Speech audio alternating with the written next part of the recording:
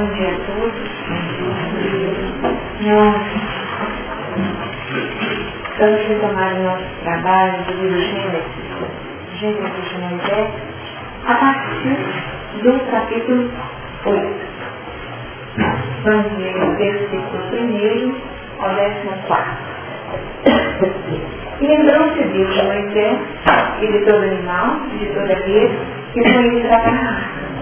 E Deus fez passar um vento sobre a terra e aquietaram-se as águas. Cerraram-se também as fontes dos abismos e as janelas dos céus, e a chuva dos céus de Deus. E as águas tornaram-se sobre a terra continuamente, e ao cabo de 150 dias as águas minguaram.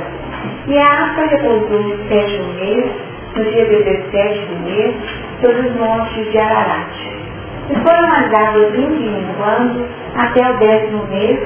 No 10º mês, no primeiro dia do mês, apareceram os cumes dos montes. E aconteceu que, ao cabo de 40 dias, abriu Noé a janela da arca que tinha feito. E soltou um corpo que saiu, indo voltando, até que as águas se sacaram de sobre a terra. Depois soltou uma pomba, a ver se as águas tinham minguado de sobre a face da terra. A pomba, porém, não achou repouso para a planta de seus pés, e voltou a ele para a arca, porque as águas estavam sobre a face de toda a terra. E ele estendeu a sua mão, e tomou-a, e meteu-a consigo na arca. E esperou ainda outros 7 dias, e tornou a enviar a pomba fora da arca. E a pomba voltou, e ele, sobre a tarde, e ele arrancava uma folha de oliveira no seu rio, e conheceu Noé que as águas tinham minguado sobre a terra. Então esperou ainda outros 7 dias, e enviou fora a pomba, mas não tornou mais a ele. E aconteceu que, no ano 601, no mês primeiro, no primeiro dia do mês, as águas se secaram de sobre a terra. Então Noé tirou a cobertura da arca e olhou, e eis que a face da terra estava enxuta. E no 2º mês, aos 27 dias do mês, a terra estava seca. Na semana passada, nós fizemos uma abordagem mais geral sobre esses versículos, tentando fazer aquela ponderação mais ampla, no sentido de entender toda a proposta que esses primeiros movimentos gerariam para nós. Comentando acerca dos números, sobre a importância de retomarmos aqui a ideia de novo do termo construído, foi relacionada à questão do seio embutido nos 150 dias, definido um momento de reciclagem, um momento de grande testemunho. Comentamos também a importância de aguardar mais 40 dias para que houvesse uma mudança no peso.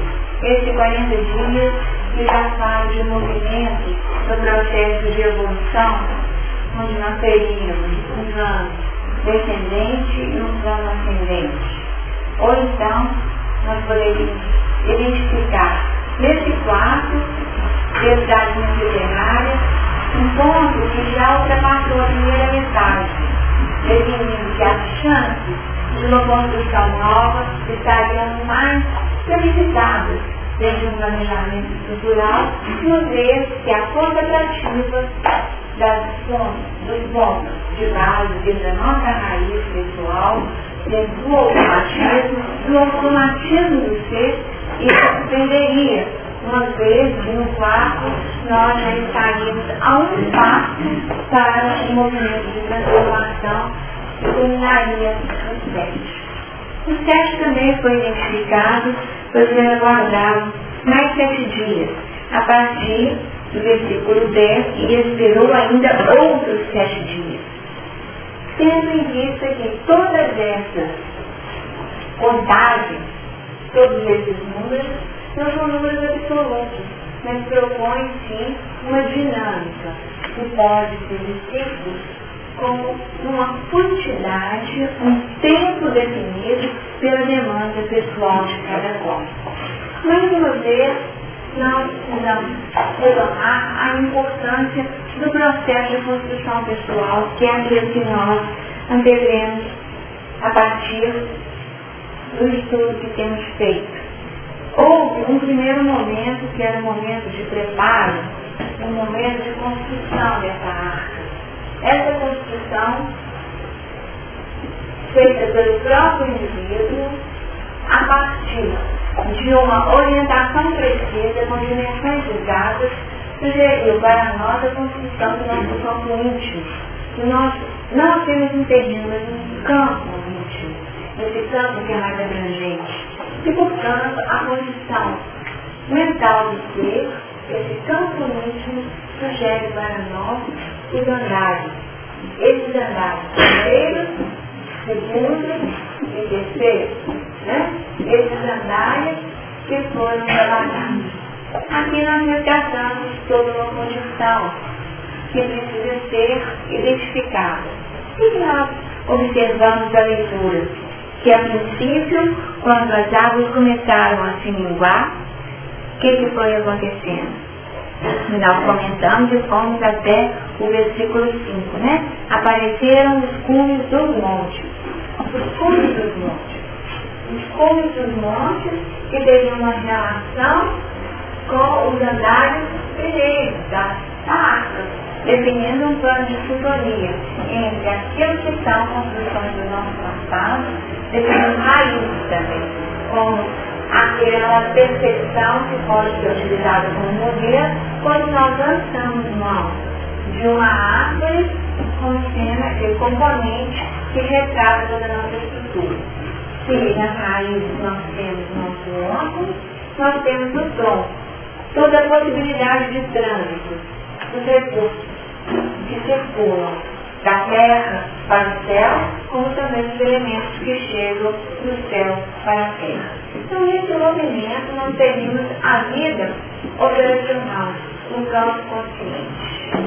Um campo consciente. E a copa, com toda a possibilidade de renovação, com as folhas, com as flores, com os frutos, com de sementes para novas germinações, num outro tempo, retratariam tudo aquilo que a nossa vida futura nos sinaliza como potencial de realização. Tá certo? Então, aqui, a arca foi visualizada e os montes já estão sob uma visualização clara. Mas, apesar dos montes já estarem totalmente perceptíveis, o funcionamento de Noé é um pouco diferente, pois ele não trabalha a abertura da porta, ou não descobre a arca. Ele lança a mão do componente que está vinculado a um plano superior, pois o que ele faz é realmente trabalhar a abertura da janela. E aqui nós temos uma agenda como pré-requisito para a abertura da janela. Então nós fomos até, mais ou menos em Minas Gerais, trabalhando esses raciocínios até agora. Foi bem trabalhada a questão do e lembrou-se Deus de Noé. E lembrou-se definir que aqui nós não temos qualquer ideia de esquecimento. Mas uma mensagem teve outra ordem. Será que Deus teria esquecido de Noé, passando por aquelas tribulações? Ou será que, uma vez iniciado todo o processo íntimo da construção da arca, do mergulhar em si mesmo, de vivenciar essas novas conquistas, não precisaria de um tempo? Quando nós estávamos refletindo sobre isso, nos ocorreu uma ideia, uma vez que toda a passagem tem um componente simbólico muito grande. Deus havia feito um pacto com ele. havia feito um pacto que foi atendido de forma muito imediata, muito tranquila. E Noé, respeitando esse pacto, realizou tudo segundo a orientação divina. Agora já seria o momento, já seria o tempo da resposta. Esse tempo vem dentro de uma questão dos dois.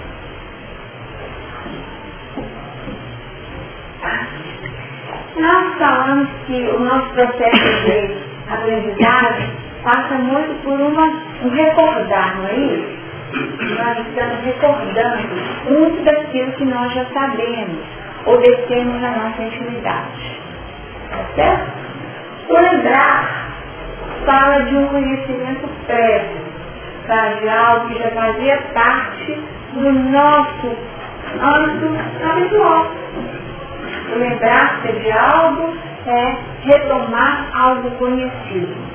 Noé era conhecido de Deus. Noé havia feito um pacto e se posicionado de forma obediente como filho.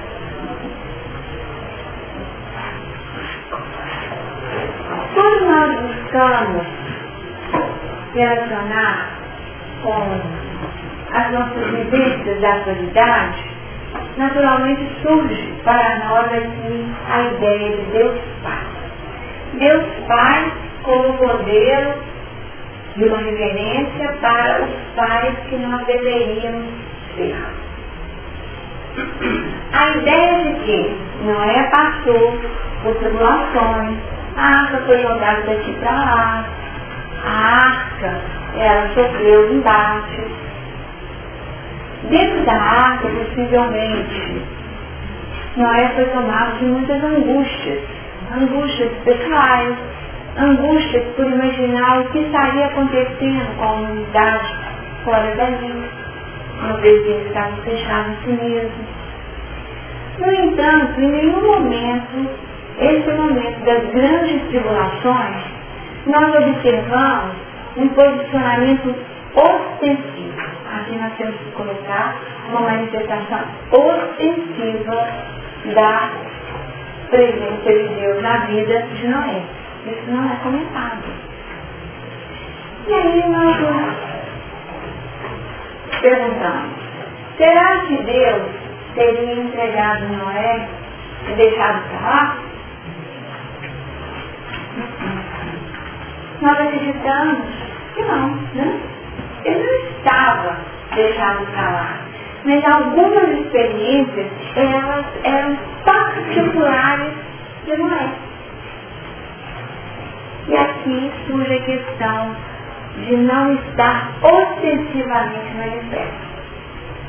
Pensando nisso, nós abrimos um livro do Hamed, que são algumas fábulas que são estudadas à luz da doutrina espírita e uma correlação feita a partir de pontos que são selecionados com uma correlação com o Evangelho e serve-se a moral da história. E nós já vimos lá, de alguma forma tem uma relação com essa condição, falando dos pais com seus filhos.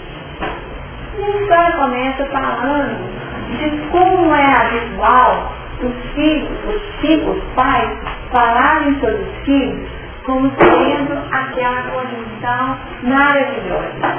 Porque meu filho é isso, meu filho é aquilo, meu filho é espetacular, com elogios bem próprios da pessoa que funciona como a mãe coruja, né? Porque é muito fofinho, é muito bonitinho, é um encanto.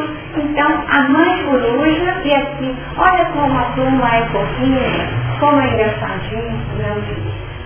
E dentro dessa abordagem, tentando, né, maquiar a posição do filho, nós tiramos dele muitas chances, porque nós estabelecemos um padrão de visualização distorcida e criamos um padrão de condução de superproteção. Então, a superproteção ali é avaliada como um componente que precisa ser repensado. Porque aqui, na relação de Deus com Noé, e o outro uma superproteção. Ó, a regra é essa, mas agora é com você. E a tua livre-arbítrio, então, né? É. Então a proposta foi essa. Foi feita a ordenação lá, com todas as diretrizes do planejamento. Preciso, no entanto, a superproteção não ficou manifesta. Vejam bem, manifesta. Porque Noé foi entregue a seu plano operacional realizando essa construção. E o Carnegie comenta o seguinte: quais seriam as consequências iniciais? As consequências iniciais de um posicionamento de superproteção. Infantilização dos filhos. Os filhos acreditarem que não são capazes. Os filhos acreditarem que as suas realizações não são fruto da sua condição real, mas sim uma consequência daquilo que eles vêm de algo que não é deles. Então a infantilização, a fragilização do ser, tá? E uma autoestima cada vez mais comprometida em função dessa superproteção. Se existe nesse binômio, pai-filho, um posicionamento tal que gera para o pai um ganho. Porque na verdade seria uma estratégia para manter os filhos juntos de si. Então essa condição de definir essas asas abertas sobre os filhos seria uma tentativa de não deixá-los seguir a vida e criar um padrão de dependência tal que eles estejam a todo tempo vinculados a eles. Tá? Então aí, a partir dessa reflexão, veio uma outra reflexão. Quais seriam as causas de um comportamento dessa ordem? E a média sugere o seguinte: muitos comportamentos que assim são vivenciados resultam de uma dificuldade pessoal de relacionamento pleno de uma forma mais direta num sistema de igualdade. A não visualização dos filhos como espíritos que também estão em evolução e até o não reconhecimento dos seus potenciais. Então, a minha posição é como se nós estivéssemos vivendo apenas essa vida e não visualizássemos que são nossos filhos, espíritos em evolução. Outra colocação que é feita é o seguinte: que, em geral, muitos desses comportamentos resultam de uma posição de infelicidade, tá? De infelicidade num relacionamento que teria de ser um relacionamento nivelado. Então, quando no plano conjugal nós não temos essa troca no sistema nivelado, a tendência seria de trocar a afetividade para os filhos, para que aí haja o preenchimento desse plano de afetividade que não está satisfeito. E aí existe uma série de questões que poderiam ser conflitos conjugais, insatisfações no campo da sexualidade e outras questões que poderiam gerar esse deslocamento para os filhos de uma relação de afeto, e aí ele situa a palavra afeto como sendo o componente definido. Mas denuncia que a grande questão para a estruturação desse comportamento estaria vinculado a um ponto que seria um ponto cego.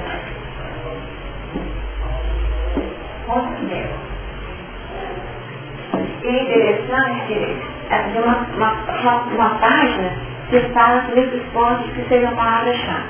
Então a palavra-chave seria conceito. Aí tem a explicação de que é o ponto cego. Aí explica fisiologicamente, seria aquele ponto do olho, e pelo fato de não ter receptores, aquele ponto é cego. Mas a alergia, né? Uma concentração de um olho e outro, então nós enxergamos de uma forma mais ampla e não perdemos e não ficamos presos naquele ponto cego. Mas, quando nós elegemos comportamentos dessa ordem, é como se nós focássemos o nosso filho através desse ponto cego, tá? Negando posições que estão aí nítidas, notórias, e que nós estamos estão achando, estão escolhendo propositalmente. E aí ele fala o seguinte, né? Então, quer dizer, tem a visão fisiológica e tem esse ponto certo que seria de ordem psicológica, que seria uma tentativa do indivíduo tamponar e falar, eu não quero ver isso. Não quero ver as dificuldades do meu filho. Não quero ver os pontos que precisam ser trabalhados. Então, esse seria um ponto a ser trabalhado nesse nosso olhar em relação a Noé, filho. E o afeto, que seria uma grande conquista no exercício da vida do indivíduo. E aqui nós temos a questão do sentimento e da razão. O sentimento sinaliza, tá? Sinaliza, dá um toque, dá um ponto que seria a diretriz, é por aqui. E a nossa razão estrutura uma metodologia de ação para que nós possamos seguir no rumo da edificação dessas relações. Então a afetividade é uma conquista importantíssima, mas que precisa ser amadurecida. Porque se nós não amadurecermos o afeto, o nosso plano de afetividade pode funcionar como um aprisionamento que não permite o crescimento daqueles que estão junto de nós.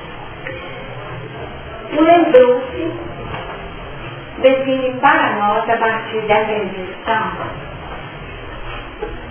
no mínimo, a ideia de que, para se manifestar na vida, cada um demanda um tempo.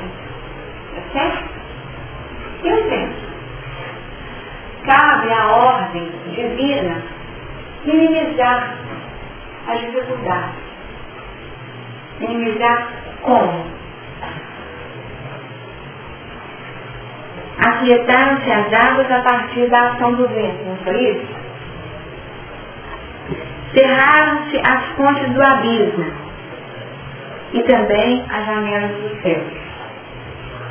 E a chuva parou. Então nós teríamos. E as águas tornaram-se sobre a terra continuamente, ao cabo de 150 dias, as águas minguaram. Então a ação enquanto pai caberia nesse plano operacional externo, tá? Nós podemos, de alguma forma, criar condições favoráveis. Mas jamais inibir os planos de ação do indivíduo. Como nós trabalharíamos isso? Então, o vento cria uma condição serena. Tá? Nós podemos fechar as dificuldades que vem se avolumando, sem dúvida. Essa é a ação da misericórdia em nosso favor. Essa é a ação da misericórdia, promovendo recursos em nosso favor. Por enquanto, existe um trabalho que é o trabalho do indivíduo. Toda a ação foi feita a partir dos 150 dias.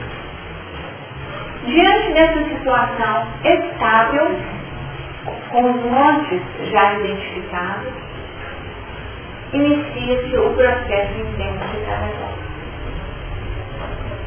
E ao cabo de 40 dias, aí sim é hora de abrir a mente para identificarmos algo da natureza externa, aquilo que está fora de nós, e fazermos uma avaliação a partir da nossa visualização pessoal.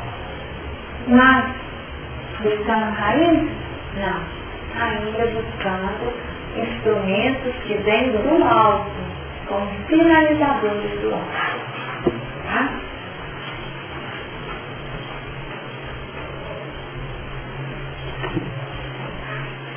Essa janela da arca,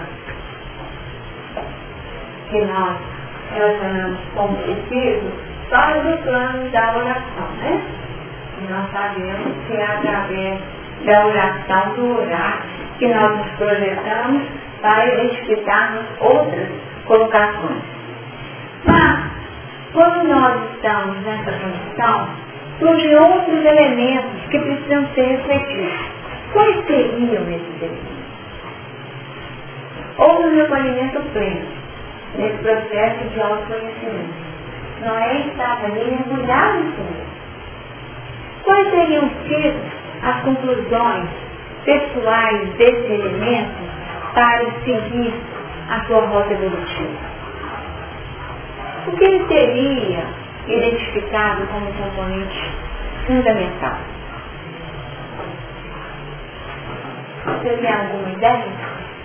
Quer me falar alguma coisa? Você já meia hora não me falou nada?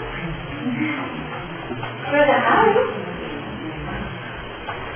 Meia hora se passou. Nos ocorreu, durante essa reflexão, quais teriam sido os pontos identificados por Noé ao abrir essa janela?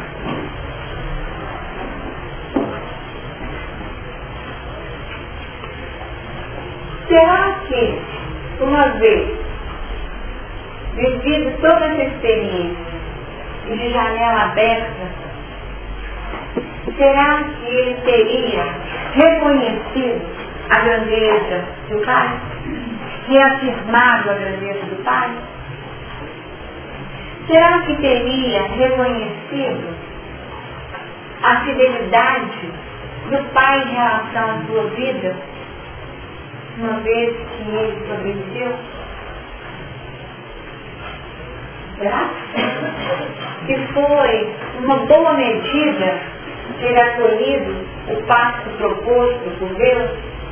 Será que naquele momento em que ele teve a chance de voltar a um plano interativo, ele não teria feito uma série de reflexões e realmente construído uma série de conclusões acerca da sua trajetória pregressa? E diante da grandeza do Pai, qual teria sido a conclusão acerca de si mesmo? Fidelidade a Deus, né? Fidelidade a Deus, um componente. Mas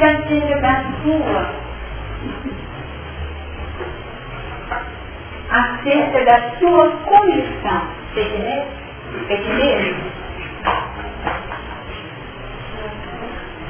A fé também, né? Eu sou um homem de fé, eu sou um homem fiel, eu sou um ser pequeno, falível.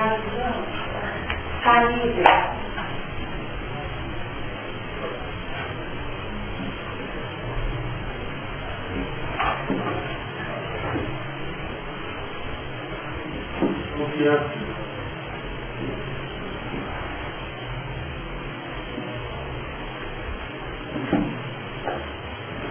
Mais alguma outra ideia?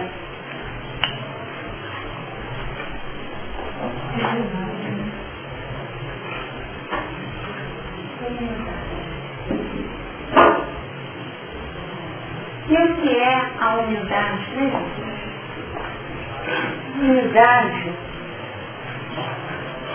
A humildade tem essa condição, né? Força divina, reflexos luminosos em todos os domínios da natureza. Tá certo? E aqui, Emmanuel, no capítulo 24 do livro Pensamento e Vida, trabalha a humildade como uma conquista fundamental, em que nós temos como exemplo máximo a figura, a personalidade de Jesus, cuja trajetória se inicia numa condição de total simplicidade na manjedoura, retomando os nossos aspectos pregressos, o lugar onde os animais se alimentam, e aí nascendo bem próximo das faixas animais, e aí depositados no seu primeiro repouso, e de alguma forma fazendo uma trajetória tal que alcança o seu termo também no madeiro, que é o madeiro do sacrifício. Então aqui nós temos esses aspectos da humildade finalizados por aquele que é honesto. Então, o componente fundamental da nossa trajetória enquanto qualquer personalidade aqui no plano físico. Enquanto qualquer personalidade. Podemos ser personalidades com uma posição exponencial na vida social, dotados de muito prestígio, de muitas posses, de muito poder, de alguém que tem já um plano de vivência repleto de prazeres, mas que ainda assim não deixa de ser um outro pé, que é uma personalidade transitória, que tem uma vida curta, temos um meio e um fim, para que o espírito, esse o ser imortal, se manifeste a partir de outras experiências transitórias, mas com o objetivo de engrandecer, mas mediante, inicialmente, esse reconhecimento dos seus valores, mas também dos seus limites. E aqui o reconhecimento do limite passa a ser a virtude por excelência. Tá? A virtude por excelência. E essa virtude que, sem dúvida, é a saúde, como elemento do caminho do meio. Não enfria ninguém, tá? Mas está ali no caminho do meio como uma virtude fundamental. E trabalhando nessa virtude, nós encontramos aqui uma série de manifestações de como ela se retrata na natureza. O sol, que tanto vai ao pântano, mas que não consegue, não consegue pelo pântano ser de alguma forma ser insultado pela lama. Ele não se vê insultado pela lama. A flor que na arte que incensa a glória do céu. Filtrada nas telhas da rocha, a água se revela mais pura. E em seguida, as águas, as grandes calamidades, a concha da erva cobre o campo, a fim de que o homem recomece a vida. Então nós temos aqui aquela erva do campo, gente. Tá? A erva do campo. Aí, corre. Eu vou ajudar a trabalhar o homem. Só deixa eu a erva do campo. E vejam bem, aqui que nós identificamos o campo importantíssimo desse tempo permitido pelo Pai, para que os valores pudessem ser violados. A carência de humildade, ela define o surgimento na natureza da alma humana determinados enquistamentos. Ou seja, já ouvimos isso muitas vezes, nós precisamos recordar e didaticamente refletir, repetindo o peso desses elementos em nossa alma. Enquistamentos na alma. Então, se nós não temos a humildade, na carência da humildade, o que acontece? O nosso sentimento adoece. Nosso sentimento. E se manifesta de que forma? Tá? Orgulho, cobiça, egoísmo e vaidade. Que se responsabilizam pela discórdia e pela delinquência em todas as direções. Então aqui nós temos discórdia e aqui nós temos delinquência.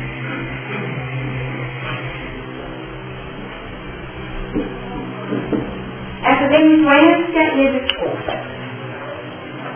Discórdia vem do coração, né? A discórdia sugere um comportamento antagônico àquilo que é proposto pelo coração.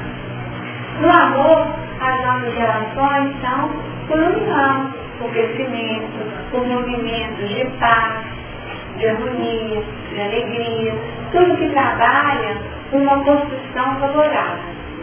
Se nós estamos movidos por esses encurtamentos dos sentimentos, naturalmente o nosso comportamento social será totalmente fora daquela linha de condução proposta pela nossa condição central. Daquilo que vigora como a semente mais profunda do ser, como a vivência do amor. E no mundo, nós teremos comportamentos trabalhados a partir de um interesse exclusivista, a delinquência. Quem é o delinquente? Na grande maioria das vezes, é alguém desajustado. Em que sentido? Desajustado dos padrões das linhas de convivência. Tá? Ele não se ajusta aos padrões da convivência.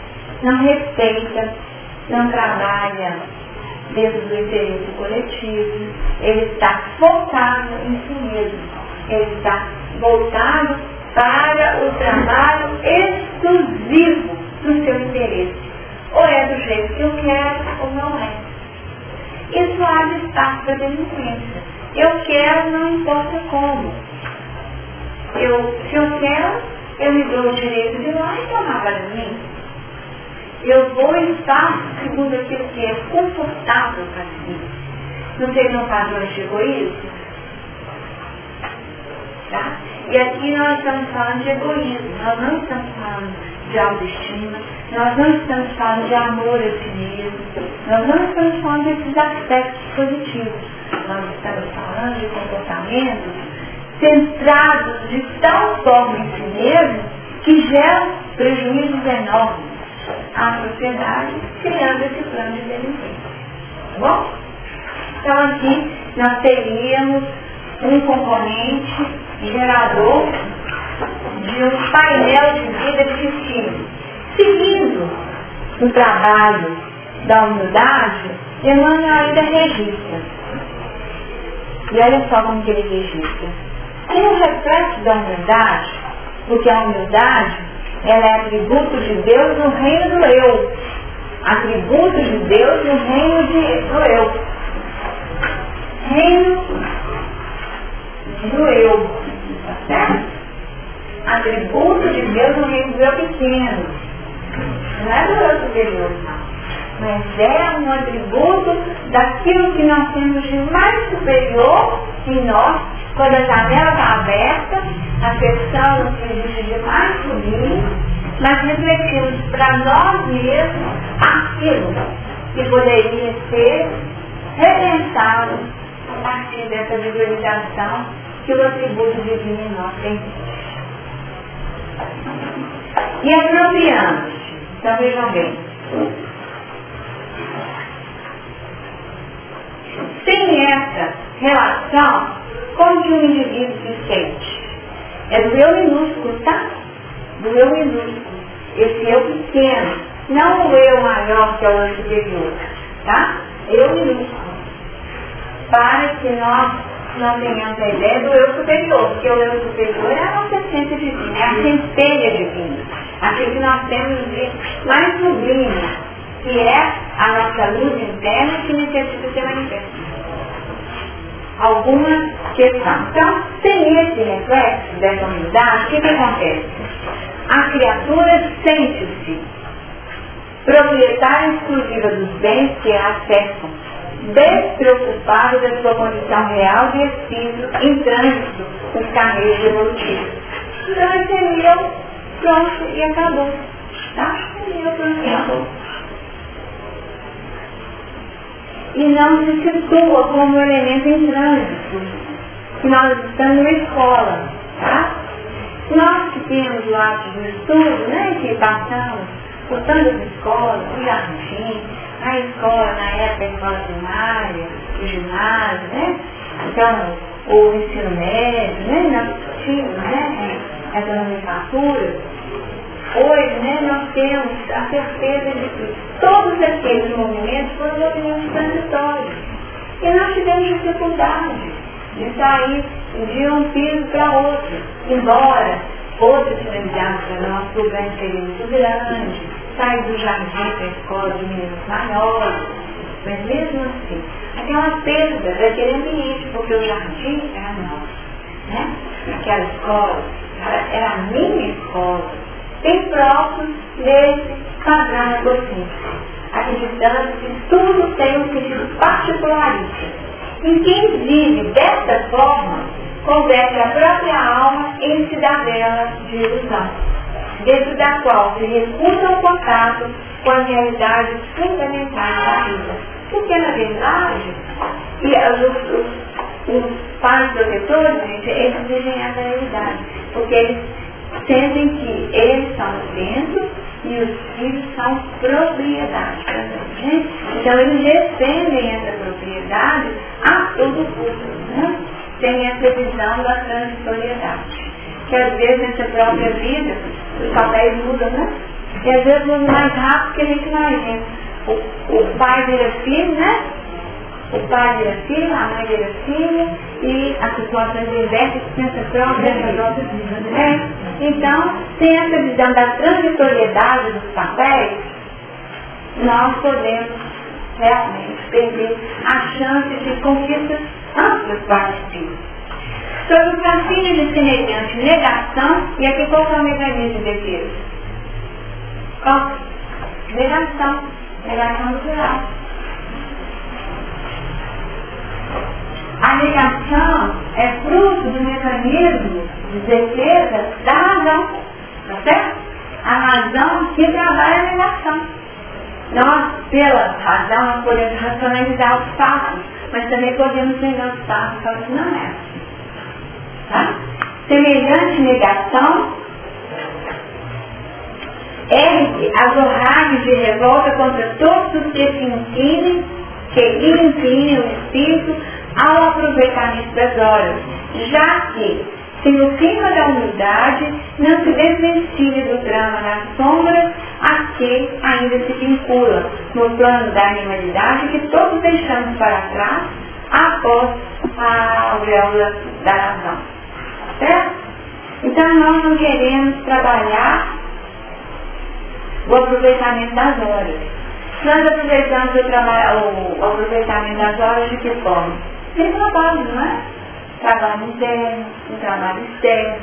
Muitas vezes é a tarefa que ocupa esse padrão nas nossas vidas, o estudo. Por vezes é uma pessoa que trabalha na intimidade do lar com as funções que são pouco valorizadas, né? São valorizadas quando não são feitas, né? Mas que tem todo aquele aspecto educativo para essa alma, né?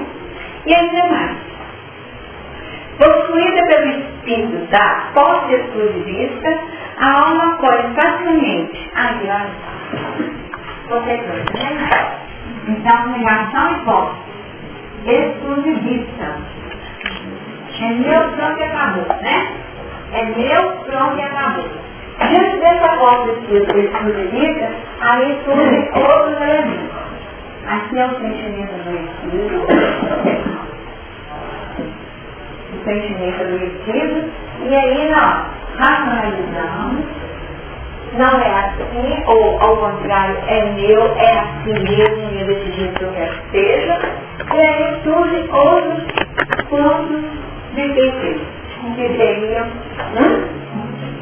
e aí surge o quê? Desespero,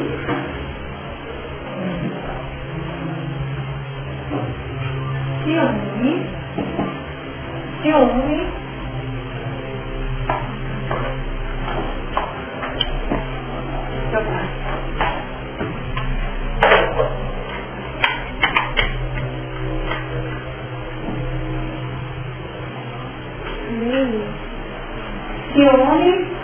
intemperança, tá, gente? Intemperança.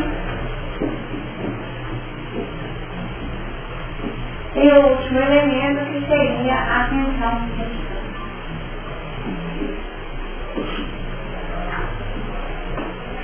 Tá? A atenção física. Esses 4 elementos que refletem os ganhos dessa escolha, dessa trilha de vida, olha só, é uma trilha de vida. Não é uma coisa certa, tá? Na semana passada nós falamos que saúde tinha uma relação direta com salvação, tá? Esse aqui seria o caminho do adoecimento do ser, tá? E o ser adoece de que forma? É a partir desses pontos. E aí nós, a partir desses pontos, vou pôr aqui, tá bom? Esses pontos surge o quê? Perigosas síndromes na vida orgânica, tá? A se exprimirem na depressão nervosa,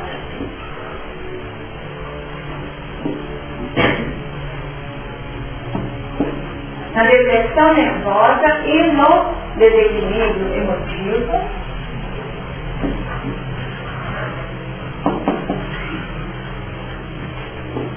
tá? Desequilíbrio emotivo, na ulceração,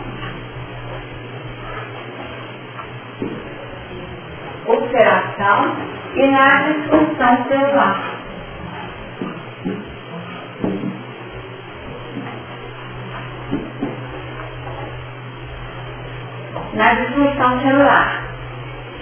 E aqui nós teríamos, agora só, para não nos referirmos aos deploráveis sucessos da experiência cotidiana em que a ausência da humildade comanda o incentivo à loucura nos mais dolorosos conflitos passionais. Ausência de quê? Não acho que nós estamos falando dela. Ela que é o remédio, né? A humildade é o remédio, tá? Sem a humildade nós, sem o reconhecimento da nossa pequenez, tá? Nós caímos nesse adoecimento do sentimento, orgulho, cobiça, egoísmo e vaidade, racionalizamos ou através da negação ou na confirmação daquilo que nós elegemos como sendo o legítimo, o verdadeiro. Isso cabe. Aí o que acontece? Posso ficar dentro dos dedos. Nega, não é bem assim. A vida vai mostrando, vai confrontando e vai. Tem que ter. A vida é para isso, para ampliar nossa visão, tirar os campos dos nossos olhos, para que a visão profunda do Espírito se manifeste. Então nós vamos, a partir desse posicionamento, criando espaço para uma reatividade. Aí é uma atividade que ainda está no plano íntimo, tá? Ainda é íntimo, dever. Às vezes a pessoa consegue manter uma posição tranquila, mas internamente ela está vibrando as fases do desespero. No ciúme profundo, a intemperança não consegue perceber o caminho do meio de forma alguma, tá? Então a pessoa vive numa posição de extremos, dificultando o seu dia a dia. E além de tudo, uma tensão psíquica continuada. São componentes internos, geradores de novas manifestações. E aí são manifestações que chegam no físico, tá? Chegam no físico. De que forma? Depressão nervosa, desequilíbrio emocional, ulceração, tá? Começou a dar uma ferida, cheio de água na boca, ulceração? Tem questão que o povo está contando. Aí a pessoa vira e fala assim, não, porque eu mudei de espírito, né? Eu mudei de paciente, essa está modificada, se modificou o pH na minha boca, então não pode trocar, tá certo? É uma forma de negar, né? É uma forma de negar aquilo que o povo está tentando finalizar. Tá? Então nós estamos aqui nesse momento reflexivo sobre o componente arca, e aqui arca é o nosso plano íntimo, mas qual a nossa grande arca no mar da vida? Não é o nosso corpo? Nós temos que reconhecer o nosso corpo, reconhecer esse templo divino, tá? Esse templo sagrado, e finalizar para nós o que ele está me contando, o que esse templo está me dizendo. O que esse templo está gritando para mim? Então as alterações, e vejam bem, foi do complexo ao sutil, disfunção celular. Às vezes a pessoa só tem uma disfunção celular. Então o que acontece? De repente, uma disfunção seria, entrou em contato com um cheiro um pouquinho mais forte, um cheiro um pouquinho mais forte. Então existe uma reatividade maior das células que tem a ver com os processos alérgicos. Então às vezes dá uma coceirinha, né? Às vezes dá uns espíritos, o nariz coça, tá certo? São sinalizações. Quer dizer, tudo tem sentido? Os espíritos falam que na grande maioria é assim que acontece. Com raras exceções, nós poderíamos atribuir ao meio as questões que ocorrem conosco, tá? Mas, em geral, a grande maioria tem raízes no plano profundo do ser, que nós buscamos aqui como causa primeira, né? A causa primeira, o nosso reconhecimento da sua definir a partir daquilo que está sendo proposto nessa obra. E vejam bem, como que seria o resultado disso? Aí eu disse, não, eu faço do jeito que eu quero, é do jeito que eu quero, pronto, acabou. Isso é o quê? É mais que isso, gente. É loucura. Tá? Foi isso que falou aqui, não foi? Foi isso que falou, diabo. Em que a ausência da humildade comanda o incentivo à loucura nos mais dolorosos conflitos passionais. Tá? Então, é loucura. E aqui nós deixamos da loucura como sendo o adoecimento máximo. A gravidade desses quadros a partir dessa soma de movimentos internos. Essa consequência final da loucura, ela pode ocorrer numa reação ou ela ocorre sobre alguma encarnação. Uma vez que não estudo sobre a loucura, o Donário informou que quando o corpo não consegue filtrar aquela culpa imensa que o espírito traz ao encarnar, não faz aquela, não faz aquela necessidade, né? Ela vai direto para o corpo físico e no meio da loucura, porque o corpo físico não consegue fazer uma transformação. Isso pode ocorrer numa vida ou pode ser resultado de uma vida. Eu vou responder de um jeito muito... depende da arte de cada qual, né? Porque tem muitos que têm competência, né? Tem muitos que têm competência. E consegue na arte operar aquilo que alguns gastam 20 reencarnações, consegue fazer nenhuma. É muito que consegue. Então depende da arte de cada qual. O processo é esse. Numa vida, eu gosto assim, gente, estou triste demais, porque eu não sou Deus, tá? Aí fiz contato com isso na vida, não sou Deus. Gasto essa vida mergulhado nessa reflexão. Aí eu venho na outra vida e falo assim, o quê? Eu não sou Deus. Posso ser Deus. Então eu vou trabalhar dentro desse contexto, posso ser Deus. Negação, tá bom? Tá?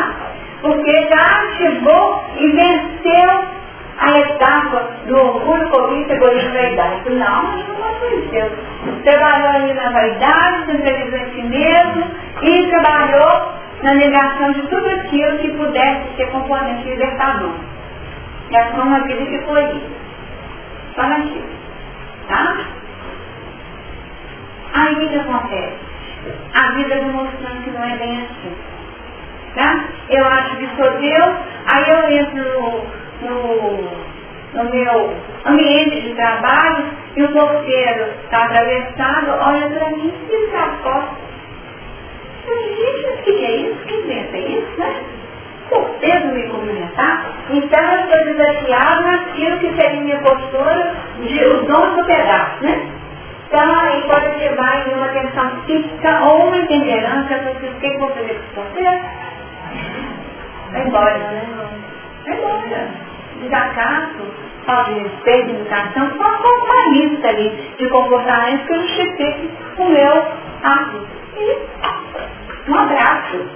E aí sim, ainda cultivando essa minha atenção psíquica. já cria o espaço para viver passo a passo esse experimento. E não começa com a depressão nervosa, mas a gente percebe que a sequência seria a disfunção celular, a sequência que nós identificamos. Primeiro tem uma coisa muito leve, uma disfunção celular. Então, é aquela sensação, né? Engraçado, meu sistema digestivo não está muito bom. Algumas coisas que eu como estão pesando. É uma disfunção, tá? Uma disfunção. Aí o tempo passa e aquela disfunção agrava e vira um processo inflamatório maior, mais intenso, que culmina numa ulceração. Então vira uma gastrite, tá certo? E depois uma úlcera gástrica. Tá lá. E o que acontece? Paralelamente às manifestações físicas, em geral existe movimento no plano psíquico. Nós podemos trabalhar na inquietação toda drenada no físico ou ao contrário, drenada no plano emocional. Então aquela chorança, né? Desequilíbrio. Não fala nada não que eu estou chorando. É um desequilíbrio emotivo.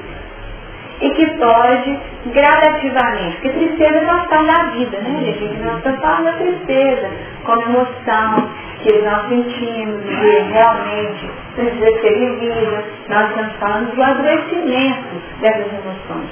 E da tristeza nós partimos para um padrão mais profundo de manifestação, chegando na depressão nervosa.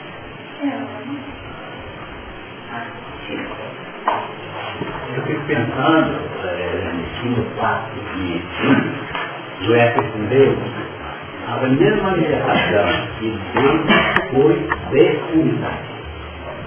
Porque ele aceitou as medidas da arca. As arcas foram dadas por Deus. Eu queria falar, mas esse porão tão pequeno, ou então está grande demais, ou então está grande demais, para ele melhorar o trabalho. Ele vai dar um trabalho para limpar. Não, ele aceitou porque tinha um pacto com Deus, eu sabia com quem estava fazendo pacto. É verdade? Aí depois dessas considerações muito perfeitas que você fez, eu fico aqui para escolher como é que eu vou justificar a negação do Espírito. Será que foi perseverança, fica me dando uma pretensão física. Porque, apesar da gente saber que aquilo foi uma coisa necessária, fazia parte dos planos do Criador, né? Mas eu gostaria de saber por que você não é? Você não era, não foi um dos escolhidos, você não era um privilegiado, como os outros, quer dizer, privilegiado, não é? Como é que você cai nessa? E não aprendeu bem a missão de Noé. Você aceitou tudo direitinho e tal. Não era para ser considerado tempo, um fator muito importante, fator evolutivo importante. Você devia estar muito mais. Eu não queria. Você aproveitou muito mais, era muito mais. Não chegou uma maneira pessoal. E é do outro. O que houve? Olha, o que houve contigo? Na semana passada veio a Ana também, né? Ele parece que está na tônica, né? Incomodando.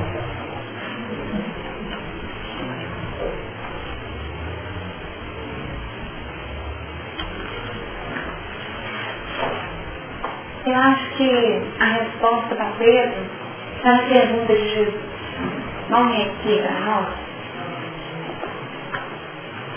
Ama-o bastante?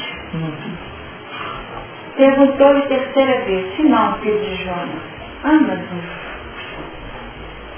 Aos aprendizes menos avisados, é estranhado que Jesus houvesse indagado os apóstolos por 3 vezes quanto à segurança de seu amor.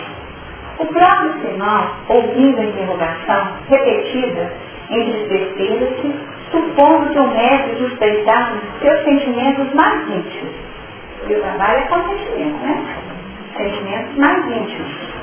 Contudo, o ensinamento é profundo.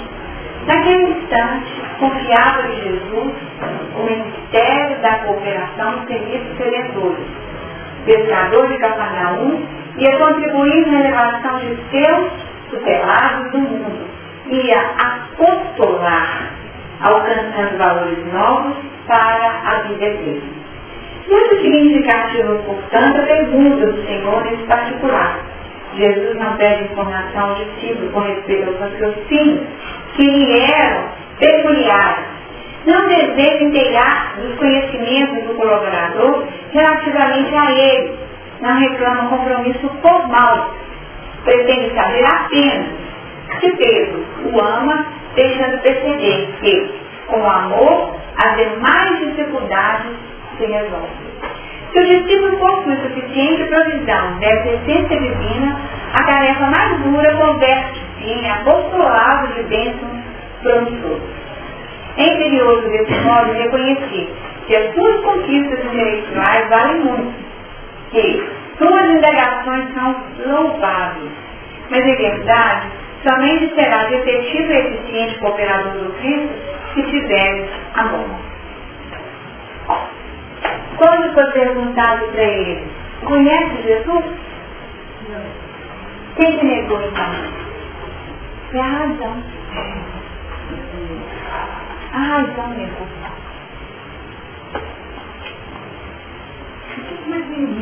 É o mesmo das consequências ainda, né? A razão falou assim, nossa, eu tenho que conservar meu corpo. Eu já vi assim. Não, eu tenho que conservar meu corpo.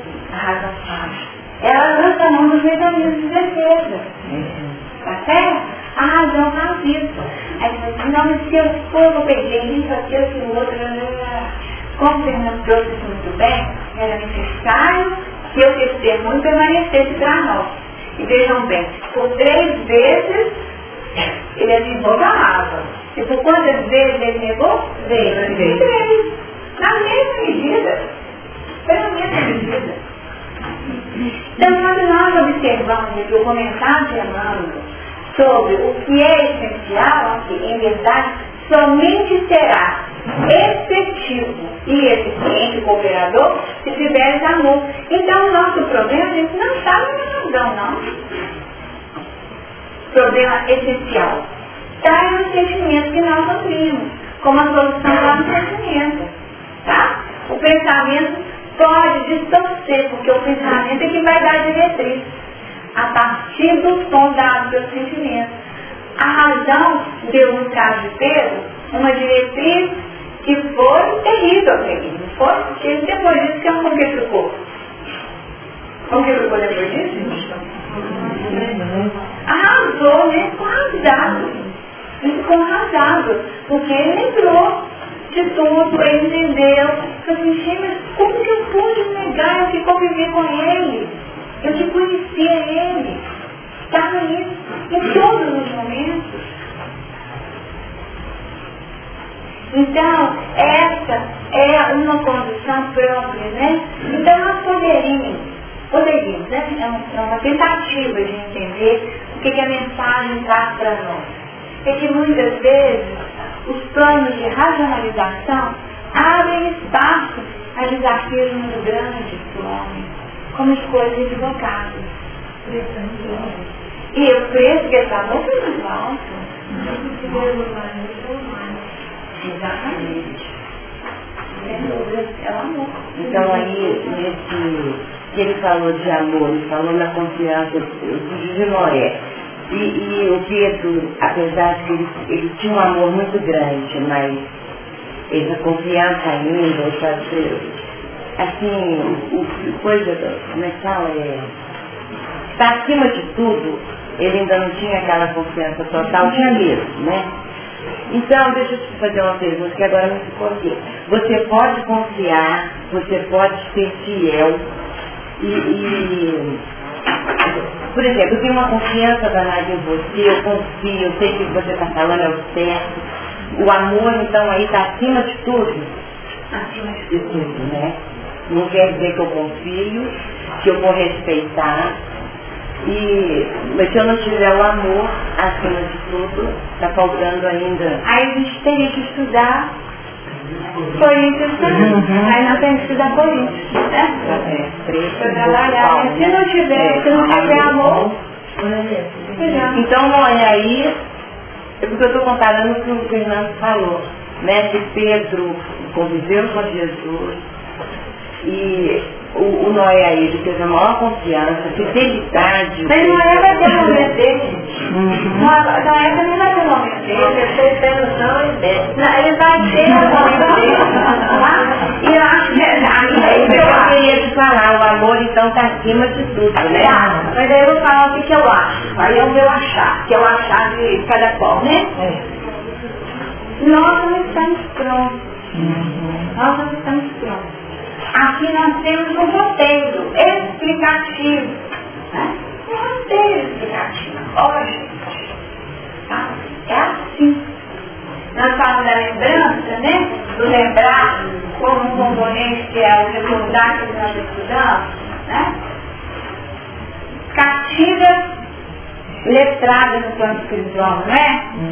Sabemos de tudo, mas chega e esquece, né? Tem que esquecer, porque tem que trabalhar no padrão da espontaneidade. Se é no padrão da espontaneidade, qual seria o nosso grande desafio? Fazer por escolha de novo. Eu agora estou fazendo essa escolha. A minha escolha é pelos 5 e esses 5 pelos vai morrer. Precisa ser a vontade de Deus, né? Essa questão, em termos dessa mudança de postura, né? Conheço sim quem veio o meu mestre. Foi por isso que eu aprendi tudo, né? Por que não aconteceu nada com o João? João não ficou lá, alguém teve dúvida que João era? Do lado da mãe ali chorando junto? Por que não aconteceu com João? Por que ele não foi em cima de Maria e das mulheres piedosas? Porque, na verdade, era o plano racional de Pedro que estava sendo testado. É o teste e o testemunho de cada qual, que é diferente. Né? Em que o fulano vai ser testado? Onde é vulnerável. É aquela história, né? Aquela história do irmão X, né? Que a gente comenta por vezes aí, né? Por vezes a gente comenta, né? Que no trabalho de desobsessão, né? Trabalhando, então faça prece. Eu me comprometo a visitar os enfermos e doar o meu amor para com eles. Eu me comprometo a calar toda a palavra que envolva na maledicência. Eu me comprometo, quer dizer, né? E eu me comprometo a abrir a bolsa e distribuir para os necessitados aquilo que me sobra. Nesse exato momento, o que aconteceu? Aquela pessoa entrou numa crise convulsiva e surtou. Porque não estava disposto. Aquele era o ponto vulnerável. Né? Parece uma historinha boba? Não. Era o ponto vulnerável de Deus. E nós somos testados naquele ponto que é a nossa vulnerabilidade. Porque senão não é teste, gente. Senão não é teste. Aí a pessoa me fala assim, alguém me distratou. Alguém me distratou.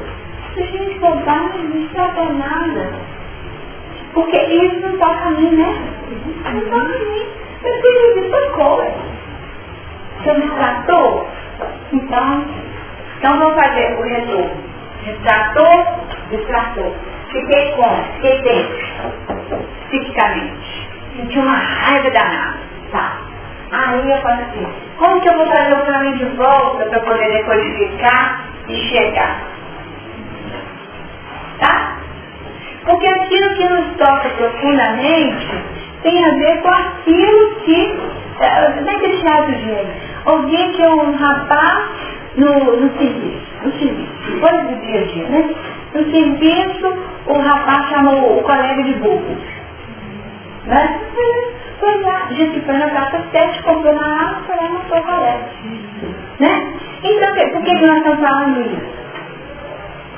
Foi por uma coisa à toa? Quem é que vai falar que foi por uma coisa à toa?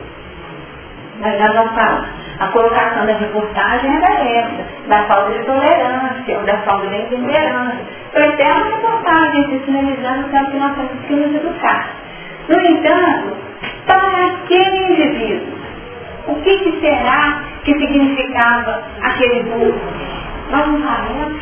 De repente ele foi a vida inteira com não sei, todos dias, né? Vai passar a falar só burro, tá? Ouviu a vida inteira com um tapa na cabeça, né? Imaginemos, quer dizer, ele foi assediado e torturado moralmente a vida inteira. Imaginemos, torturado moralmente, né? Depreciado a vida inteira. Na hora que ele escuta o burro vindo de fora, o dever que ele tinha de matar o pai, ele viu. Ele não matou o seu colega, não. Ele matou foi todo mundo que judiou dele uma vida inteira, chama ele de burro. Tá certo? Esse seria o alcance do nosso trabalho para definir, porque não é que pareça a pontinha do iceberg, nós não sabemos onde que começou a brincadeira, né? Eu chamo de brincadeira, né? Mas o movimento. Diga, Margarida. Eu fui na flor, né? Ele falando. Um pedaço do eu dele e algumas situações, né? Porque realmente não crescimento. Nós não conseguimos utilizar a razão para a reflexão, nós entramos na loucura. E é preciso isso é como uma solução. Isso pode acontecer com qualquer um, e era isso que eu queria dizer, sabe, Sarney? Isso pode acontecer com qualquer um, porque não é, estava nessa beleza toda aqui, estava nessa beleza toda, deu conta de esperar um tempo, refletiu, abriu a janela primeiro, esperou no tempo para poder fazer outra avaliação, mandou o corpo ir e voltar, todos os sistemas de avaliação precisos para que ele pudesse alcançar êxito nessa saída da água. No entanto, o que aconteceu com ele mais à frente? Embebedou, né? Estava lá, com toda a sua nudez. E é uma nudez que retrata a nossa vulnerabilidade. Em momentos que nós ficamos inebriados, ou somos tocados por determinados estímulos que alteram o nosso nível de consciência. Porque a vida está prevista. Os testemunhos passam por esses componentes. Diga agora. Esses dois exemplos que você trouxe, eu estou percebendo assim, que nós, seres humanos, ainda estamos não sabendo identificar a causa. Porque na questão psíquica, ou a gente explode ou implode. Seu primeiro exemplo não endoidou, né? Você estava falando ali que ele enlouqueceu, se comprometo, endoidou. E o outro vai explodir. Foi lá. Era homem. Era homem? Era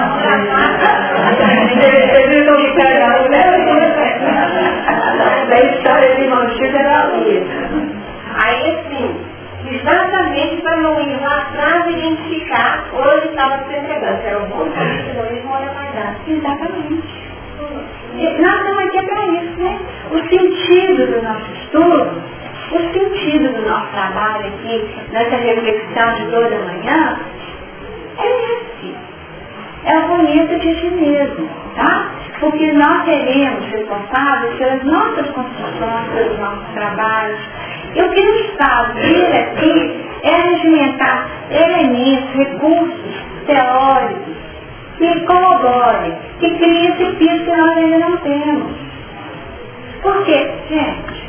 Conhecer só, vamos falar o que está escrito no livro Gênesis, não tem sentido para nós se não tiver uma aplicabilidade no nosso dia a dia. Só para dizer, não conheço, estudei Gênesis todinha, né? Nós aqui já estudamos Apocalipse todinho, né? Fala, nossa, se estudar Apocalipse que é difícil e as revelações, aí nós estamos só mostrando ego e racionalidade, tá? E que não acrescenta nada, porque na hora do testemunho, aí nós vamos ver de nem texto. Não, não se comprometa, né? O que é isso? Nunca disse, né? Então, uma negação veemente, no sentido de resguardarmos a nossa posição. Porque, na verdade, estava querendo resguardar a sua posição de Pedro. Tá bom? Tem algumas ali atrás. É porque eu já tinha falado. Aqui não foi atrás. Ah, mas então eu tenho que falar. Não, então eu tenho que falar que não terminei. Porque aí eu coloquei na fila depois. Né? Eu tenho visto o que eu faço, mas não é de hoje, vai ver que não é de hoje. Então, gente, hoje, nós vamos fazer isso, então, na próxima você vai falar assim, como eu terminei. Aí você fala, então fala agora.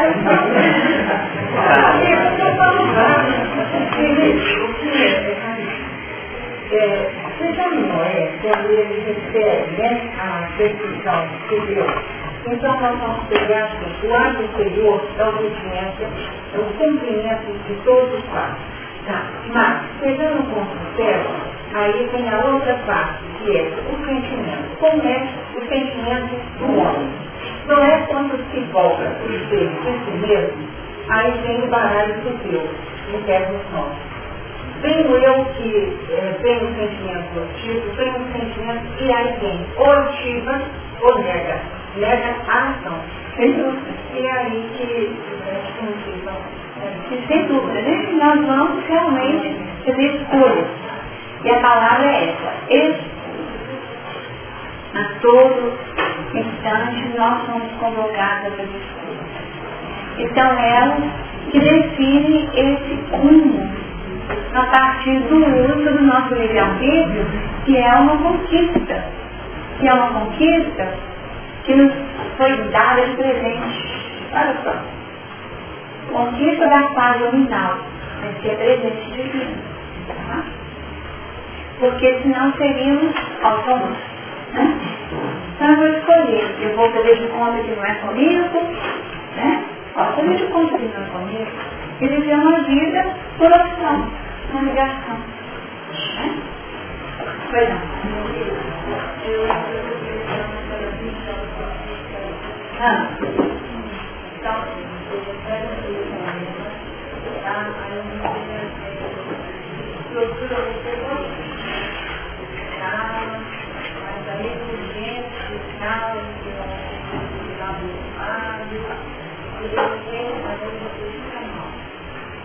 Eu ainda não consigo trabalhar isso, não consigo tirar esse momento que era muito trabalho.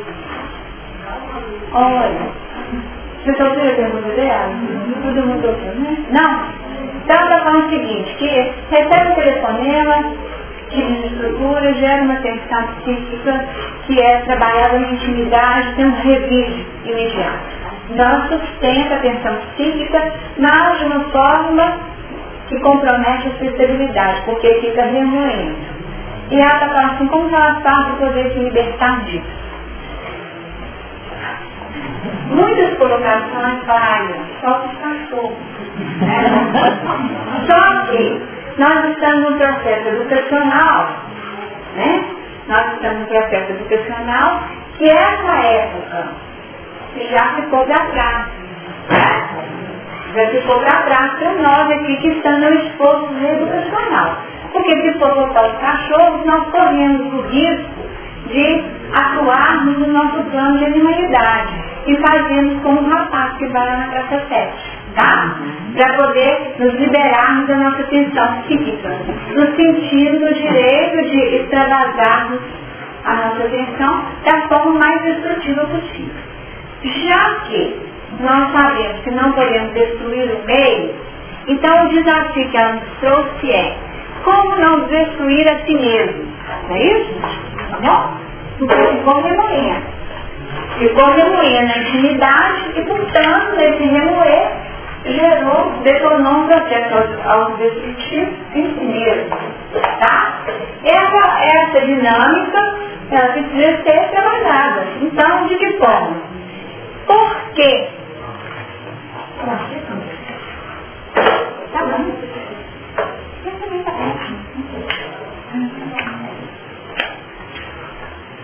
Bom, por que isso mexeu tanto comigo?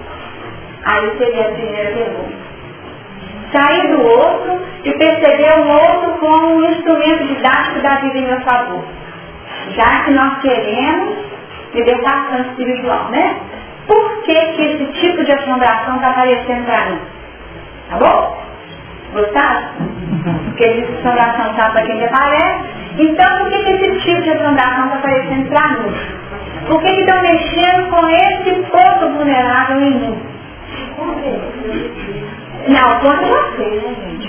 Eu sei, Não sei por que não. Não sei por que não. Se eu estou certo o negócio, mas não sei por que. Não, mas aí eu anoto, gente. Isso me deixa alterar. Tá, isso me deixa alterar. Primeiro é reconhecer.